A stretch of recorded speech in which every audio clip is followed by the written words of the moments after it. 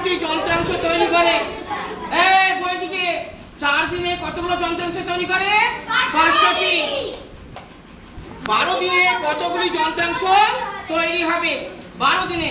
4 দিনে হচ্ছে 500টি, 12 দিনে কত? কি বার করতে বলেছে আমাদের? কতগুলি যন্ত্রাংশ, তাই না? তাহলে যেটা বার করতে বলছি সেটাকে আমরা কোন দিকে লিখবো?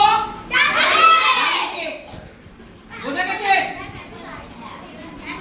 তাহলে লেখা শুরু করবো। 4 দিনে যন্ত্রাংশ তৈরি হয়। 4 দিনে যন্ত্রাংশ তৈরি হয়। কতগুলো যন্ত্রাংশ তৈরি হয় 4 দিনে? 500।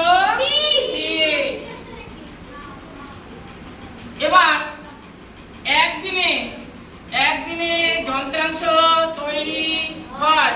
কম হবে না বেশি হবে একদিনে?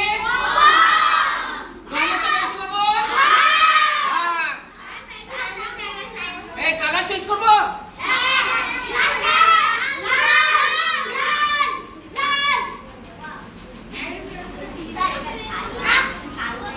এবার 12 দিনে কতগুলো যন্ত্রাংশ তৈরি হবে?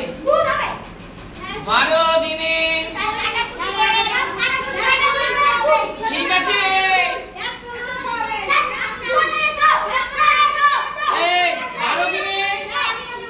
12 দিনে যন্ত্রাংশ বেশি হবে না কম হবে? বেশি হলে কি করবো?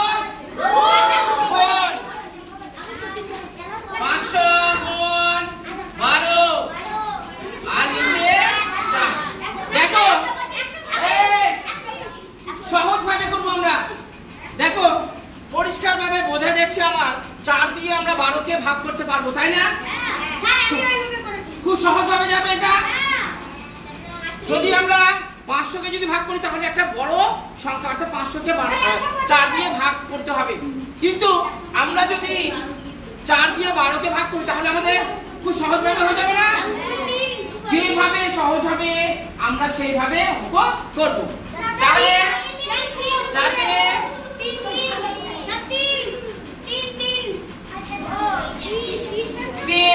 এবার দেখো,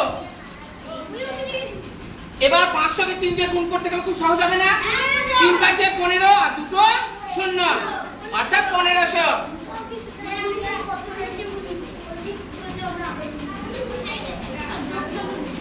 এবার তাহলে উত্তর লিখে দিই।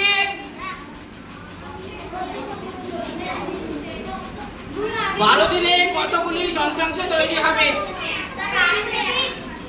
12 দিনে 1500টি যন্ত্রাংশ